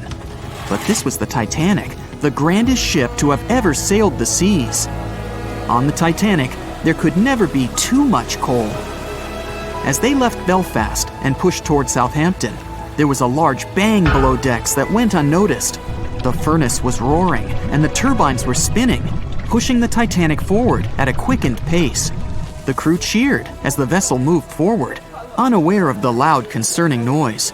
Arriving in Southampton, Greg came aboard, amongst hundreds of other passengers. With 13 years at sea, his vast experience included the role as a quartermaster on 6 previous ships. Ready for a new challenge aboard the greatest vessel ever made, he was looking forward to this next challenge of his career. Greg came with a wealth of experience, especially with sailing through the Arctic. His role was vital within the crew, understanding the seas around the North Pole. He would be a key lookout as they set to cross the perilous path of the Iceberg Alley. Greg had some concerns regarding the voyage. The Earth's orbit was remarkably close to the Sun and the Moon, causing higher tides. This would make icebergs more prominent, drifting them further away and towards the route of the Titanic as they journeyed to New York. Assessing the lookout tower and inspecting the available gear, Greg found no binoculars. This made him concerned, but the sailors just laughed at Greg. If the deck is short on ice cubes, we'll be sure to plow right through a berg to resupply. A sailor laughed. Greg didn't share this sentiment. Eager to find out why they had been left short-handed on equipment, since he had such a vital role on the ship, Greg inquired further. Sadly, the officer with the keys to the binocular supply cupboard had been removed from the crew at the last minute. Greg couldn't believe something of this importance had been overlooked. For such a mighty ship with so many people aboard and crossing in a particularly perilous path, this just didn't make sense. But not wanting to be fined for breaking into the ship's property, Greg let it slide, hoping that they wouldn't need the binoculars in the end. Ultimately, if there were icebergs expected, a warning call would be made to the captain, informing of any concerns. Little did Greg know that a warning had been received, notifying of the dangers that awaited, but the telegram didn't provide the required prefix, which would have ensured direct delivery to the captain. So, the critical warning was just overlooked. John and his crew below decks prepared for departure, stoking the engines. He noticed an essence of thick exhaust, far too heavy than what would be expected from the furnaces. The crew searched throughout the lower decks. Following a thorough search, they managed to locate the cause of the exhaust. It was an ignited pile of coal within a coal bunker. Unknown when it had ignited, a buildup of coal had clearly been smoldering, slowly growing in size. The amount of smoldering coal was concerning. The alarm was raised, alerting an officer to review the matter. The officer assessed the damage and confirmed with the captain that it was deemed to be of little concern, as only minor damage had been caused. John was unsure of this assessment, as he knew that in confined spaces, surrounded by iron bulkheads, an oven-like environment arises that intensifies the heat with time. But the Titanic would power forward, making no sense to John as they had only just departed from Southampton. He was sure they would have turned back. John and his crew were ordered to shovel the already lit coal into the furnace and continue shoveling until all the smoldering contents would be contained. It was a possible but painstaking task that could take the entire journey. The continuous intake of coal would ensure the turbines would spin at a constant accelerated pace, not what the Titanic was designed for. It was meant to be a luxurious passenger liner and not for breaking speed records. However, the crew would find enthusiasm in not only acknowledging the Titanic as unsinkable, but also as the fastest. John and his crew continued to shovel the coal into the furnace for several days. The temperature within the bow was becoming hotter every day. The bulkhead's contained heat was so severe that it became weak at the seams in the iron walls and rivets. 2 more days, lads, just 2 more days. John was laughing, trying to raise the spirits of his mates as they were working tirelessly. But as they were all laughing, joking, and looking forward to dry land, they unknowingly approached their final destination. The Titanic was speeding through the calm sea. Greg looked ahead, above in the lookout tower, keeping a keen eye out as they were in iceberg territory now. Even though the way seemed clear, false horizons could occur, creating confusion about how far objects in the distance truly were. As they were traveling in the Gulf Stream waters into the colder Labrador Current, air columns cooled from the bottom upwards, creating a thermal inversion. This incredibly high air pressure ensured fog wasn't present, providing a deceptively clear outlook. But the thermal inversion can also create optical illusions, showing the horizon further away, appearing higher in the distance, or masking whatever objects that could come before it. These false horizons could easily hide any icebergs that could be approaching. Greg knew the perils of a calm sea in the Arctic, preferring the rough waters, where it's easier to detect icebergs within waves. Peering from the lookout, Greg was looking towards the dark abyss ahead.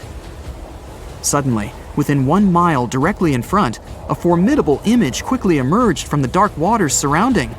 Iceberg right ahead! Greg yelled to his mate, who quickly called to the helm and directed them to steer hard to starboard. The helmsman received the call. In the heat of the moment, he turned the wheel counterclockwise. He then realized he'd turned the wheel the wrong way and quickly went in the opposite direction. The ship aimed towards the iceberg, veering to the port side whilst reducing speed. Although there was a delay in turning the wheel, since there was a short distance from the signal and the fast pace that they sailed at, it may not have made a difference.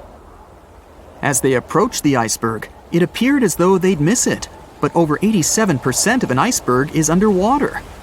And as they came along the side, the hidden ice underneath hit the port side bow, piercing the side of the hull with a 12-square-foot tear. The ship shook, with all aboard aware that something was amiss. Amongst the confusion and fear, they were oblivious of the damage. As they gathered their bearings, 6 out of 16 compartments were quickly filling up with seawater. The hull could only withstand 4 compartments filling before sinking. Time was ticking as the Titanic made its descent into the depths. The weakened bulkhead with heated steel pillars and rivets broke under the pressure and sudden change of temperature from the ice-cold water. The call was made to abandon the ship. Lifeboats were prepared to be released, while help signals were sent out to nearby ships. The radio operator was guiltily sitting, constantly calling out to a nearby ship that had been in contact with the Titanic recently. There was steady communication with this ship over the past few days, providing warnings of icebergs since the Titanic departed from Southampton. The final warning message received was just 1 hour ago. Upon receiving the final warning, the operator ignorantly responded, "Shut up," with the assumption that their warnings of icebergs were pointless. Following this unfortunate response, the ship turned their radio off and provided radio silence. The closest ship that was responding to their distress signals was 500 miles away, too far to provide any assistance in time. There were countless mistakes that caused the Titanic's watery end, whether they contributed directly or from sheer ignorance. The most tragic of them was the number of people aboard the ship, 2,224 of them. There were only enough lifeboats provided to rescue 1,178, barely half of the people. The ocean is one of the most incredible places on Earth. It's not only beautiful, but also dangerous. We all know about sharks, huge octopuses, heavy storms, and the Bermuda Triangle. But there's something more terrifying and more dangerous than all of these things. I'm talking about rogue waves. The 4-passenger yacht Mignonette is sailing through the Cape of Good Hope in southern Africa. A storm blows through, but the yacht successfully survives it. By evening, the wind has completely subsided. The sea is calm. The team, tired after the storm, is going to rest. At this moment, seemingly out of nowhere, a 39-foot wave appears and crashes over the yacht with terrifying force. The yacht succumbs and sinks. Thankfully, the passengers escape in a lifeboat. For the next 24 days, they drift on the open sea until they're picked up by a passing ship. No one believed the stories of the surviving passengers about a huge wave. This story isn't a plot from a thriller movie, but a real event that occurred on July 5, 1884. Now imagine that you're sailing on a modern yacht in the open sea. The sun is shining brightly. There's not a single cloud. The sea is crystal clear and calm. What could be better than a vacation like this? Suddenly, you hear a very loud hum. In 2 to 3 seconds, a huge 33-foot wave appears from the calm surface of the sea and crashes into your yacht. Fortunately, the ship manages to stay afloat, and the wave disappears as suddenly as it appeared. This is also a real case that happened to the owner of the Calerin yacht on June 17, 2018. These waves have different names: white, rogue, wandering, monster. The French call them a bad joke. Unfortunately, there's nothing to laugh at. A meeting with such a wave usually ends with a sunken ship. Sirens, sea monsters, the anger of Poseidon. This is how people explain the appearance of massive waves in ancient times. Christopher Columbus was the first to write a note about a rogue wave as a natural phenomenon. In August 1498, his team explored the shores of West India, later America, when suddenly all of the crew members heard a deafening roar.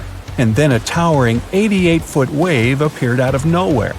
Fortunately, the wave passed by, and Columbus went on his way. After that, a lot of reports were recorded about this phenomenon, but no one believed the sailors. Mermaids, kraken, and now monster waves? Come on, guys! This is the typical reaction to anyone claiming to have witnessed the nightmarish waves. Even when a 74-foot rogue wave suddenly fell on the British liner Queen Mary in 1942, the 15,000 people who lived to tell the tale were rarely taken seriously. Only in 1995 was the rogue wave officially recorded with special instruments. That day, an 85-foot wave hit the Norwegian gas platform Dopner.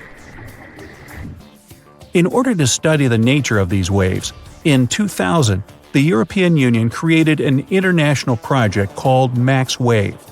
As part of this project, scientists launched 2 satellites to monitor the world's oceans. However, they ended up with more questions than answers. There's a special wave theory, according to which the larger the wave, the less likely it is to occur. Max Wave satellites managed to record waves up to 82 feet. But here's the most interesting part. Such a wave should only appear every 200 years. But satellites discovered 10 monster waves in the first 3 weeks of operation.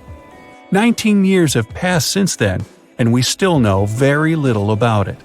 The worst thing is that scientists have no ideas about how to predict the appearance of these waves in advance.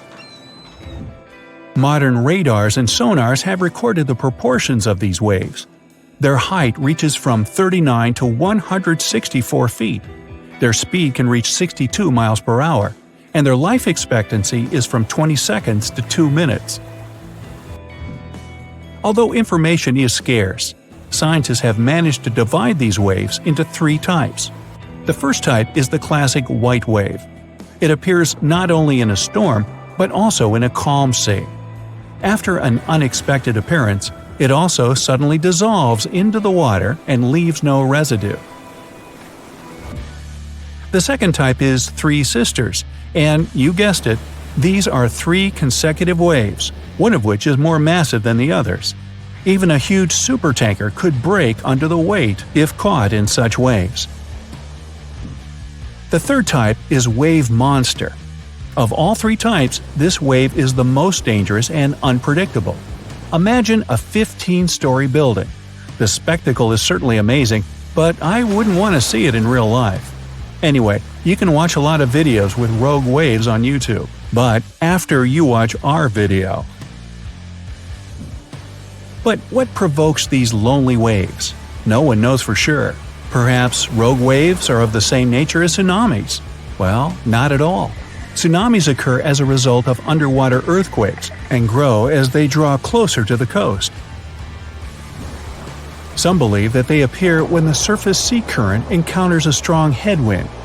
Others are sure that the waves are born from the collision of warm and cold currents. Still others are convinced that it happens because of gravitational anomalies, when gravity sharply decreases or increases. There's also the theory of wave interference, small waves combining to form one big one, just like a snowball. But the most interesting theory is that waves form due to kinetic vampirism. Insert Dracula joke here. According to this version, under certain natural conditions, waves acquire the ability to exchange kinetic energy. And among all the waves, there will be one vampire wave, which will absorb the energy of the others. After accumulating enough energy, the vampire wave splashes it out. This theory explains the impact force and its sudden disappearance.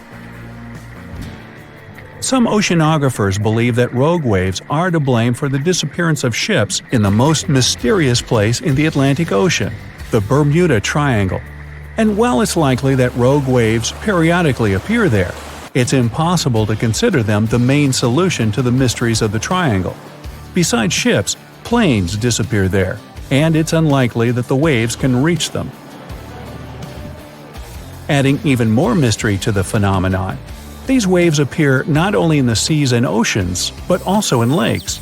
They were recorded numerous times in the Great Lakes. In Lake Superior, the largest of all the Great Lakes, the appearance of the Three Sisters has been recorded several times. In addition to rogue waves, sailors have told about a more terrible phenomenon – sea hollows. Imagine that this is a very big wave, but just the opposite. It goes under the water, forming a large dip in the sea. But unlike waves, such hollows have never been officially recorded. Rogue waves can be dangerous in a similar way by forming sea holes in the water. When the wave builds up, it draws in all the water around it, so near the base, these holes can be very deep. If the bow or stern of a ship ends up in one, the ship can instantly sink. I think the Jaws movie should be replaced by a new film, Waves. Who cares about sharks now, when at any moment a wave the size of a skyscraper could come rushing towards you? Hey, anybody remember the movie The Poseidon Adventure? That was a rogue wave that capsized the ocean liner. There are no ways to anticipate rogue waves, but you can significantly reduce the risk of meeting one. Study the history and meteorological records of the area you want to visit. Most often, rogue waves are found off the east coast of Africa in the Indian Ocean and in the North Atlantic. By the way, it was there in 1985 at the Fastnet Rock Lighthouse that the highest wave ever recorded was captured.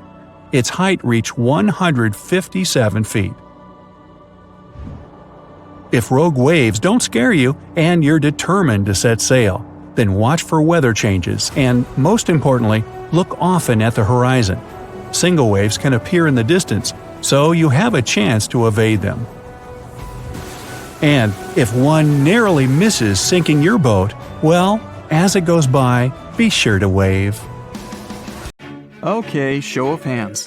Who still believes that the sun goes around the Earth? Nobody.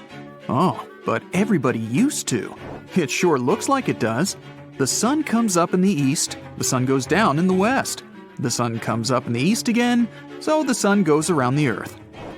It seems intuitively irrefutable, and it is so. But it's not true. The sun doesn't go around the Earth. Everybody knows that, but only now. So why do people still believe the moon goes around the Earth? It's not true either. We have to go back over 500 years to begin to get an idea of how hard it is for science to change universally accepted facts. Nicholas Copernicus, around 1510, was the first to propose a heliocentric, sun-centered solar system, but he didn't do it publicly. Copernicus privately circulated letters to other astronomers explaining why the accepted fact of an Earth-centered solar system should be scrapped in favor of a more straightforward, more astronomically correct, sun-centered solar system. Copernicus's difficulty in promoting the sun-centered solar system depended on another bold conceptual innovation, that the Earth rotates. Copernicus's concept of a rotating Earth flew directly in the face of 5 literal statements in the Bible that the Earth was founded on a fixed foundation never to be moved. And the Catholic Church wasn't about to let that worldview be challenged or changed. Copernicus had too much to lose to go public with his revolutionary, pun intended, heliocentric theory as a churchman himself. 100 years later, Galileo Galilei wasn't so reticent. Galileo had observational proof to back him up because he had a telescope. In early 1610, Galileo first observed the moons of Jupiter and kept track of their orbits. Yes, the moons of Jupiter do orbit around Jupiter. They go round and round the giant planet in actual orbits, unlike, as we shall soon see, how our moon travels around the sun with the Earth.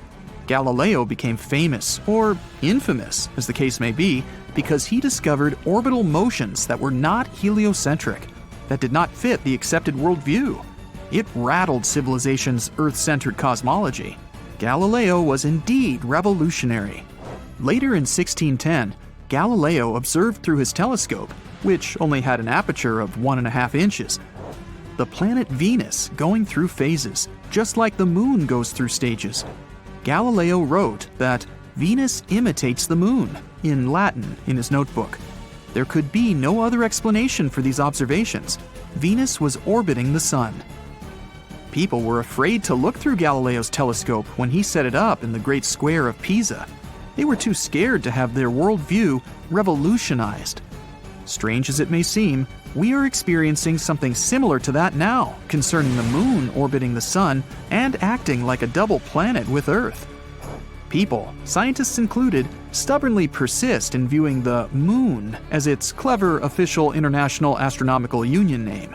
It's a moon of the Earth, orbiting around the Earth, showing its different phases throughout the lunar month, or moonth, as moon fans sometimes like to call the 29.5-day cycle of lunar phases. Moon lovers' favorite day of the week, of course, is Moon Day. It comes right after Sunday. But back to the science. It's how our school books portray the phases of the moon. It's what people believe now. Notice how the Earth is the moon's center, and how it goes around the Earth in a circular path. This is the geocentric view of the moon. It's what we see from Earth. The moon comes up, the moon goes down. The moon comes up again. The moon goes around the Earth. But that's not what's happening in space. It's way past time we Copernicus-size the moon. We need to start seeing the moon from a heliocentric point of view, as we do for everything else in the solar system. First of all, the geocentric view of the moon's phases shows the Earth stationary, sitting in the center of the moon's path for a whole month. But the Earth is not stationary at all. We're zooming around the sun at a very high speed, anywhere between 66 and 68,000 miles an hour. Therefore, any picture of the moon going around a stationary Earth is profoundly misleading and really outright wrong. The heliocentric view of the Earth and moon moving together in space should look something like this. Notice that the moon is not going around the Earth. It's traveling along with the Earth, around the sun. The path of the moon around the sun is a sinusoidal path back and forth, across the ever-forward moving path of the Earth. Notice that the moon always goes forward too. It doesn't ever go backward to either the sun or the Earth. By always moving forward and sinusoidal, the path of the moon does not qualify as an orbit in the same sense that the other moons of the solar system orbit their planets in elliptical paths. Therefore, it is wrong to say the moon orbits the Earth. The moon orbits the sun along with the Earth, or the moon and the Earth both orbit the sun, are statements Copernicus and Galileo would approve of. But science today has difficulty accepting a heliocentric view of the moon. Maybe there would be too many books that need to be reprinted. Maybe too many astronomy professors would have to admit that they were wrong their whole careers. Accordingly, objections are put forward to block the revolutionary heliocentric view of the moon from being universally accepted. One such objection is that the moon never leaves the Earth's gravity well, and therefore should be rightly considered a moon of the Earth, an orbital, to use the astronomical term for satellite. Undoubtedly, the moon never leaves the Earth's gravity well, or else we would lose the moon. However, representations of this well-known definite fact always show the moon moving around the Earth inside the gravity well, and this is not true. The moon never goes back toward the Earth as it would need to if it were in an elliptical orbit.